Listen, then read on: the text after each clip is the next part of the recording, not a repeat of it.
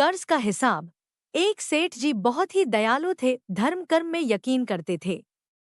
उनके पास जो भी व्यक्ति उधार मांगने आता, वे उसे मना नहीं करते थे।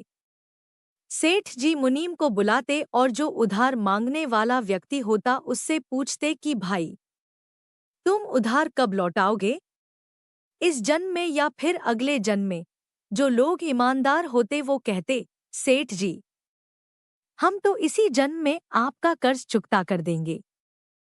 और कुछ लोग जो ज्यादा चालाक व बेईमान होते वे कहते, सेठ जी, हम आपका कर्ज अगले जन्म में उतारेंगे।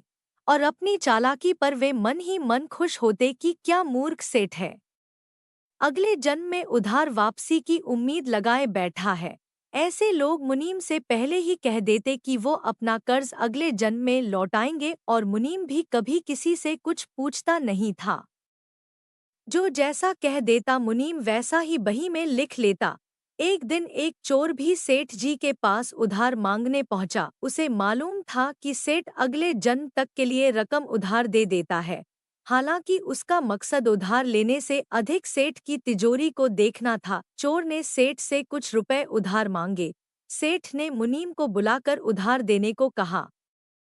मुनीम ने चोर से पूछा, भाई, इस जन्म में लौटाओगे या अगले जन्म में?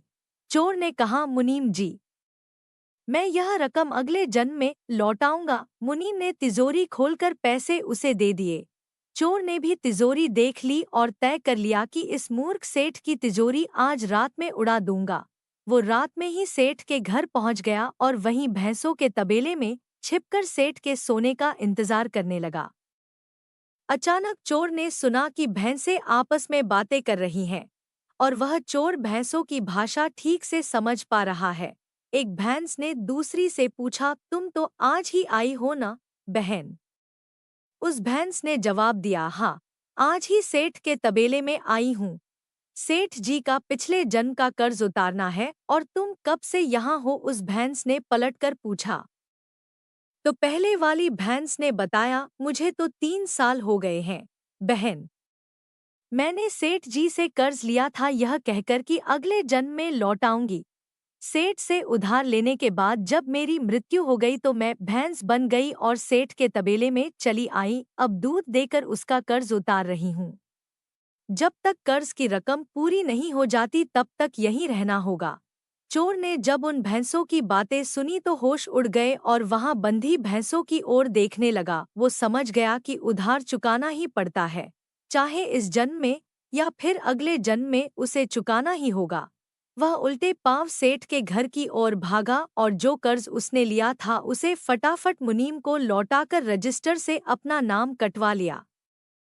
हम सब इस दुनिया में इसलिए आते हैं क्योंकि हमें किसी से लेना होता है तो किसी का देना होता है। इस तरह से प्रत्येक को कुछ न कुछ लेने देने के हिसाब चुकाने होते हैं।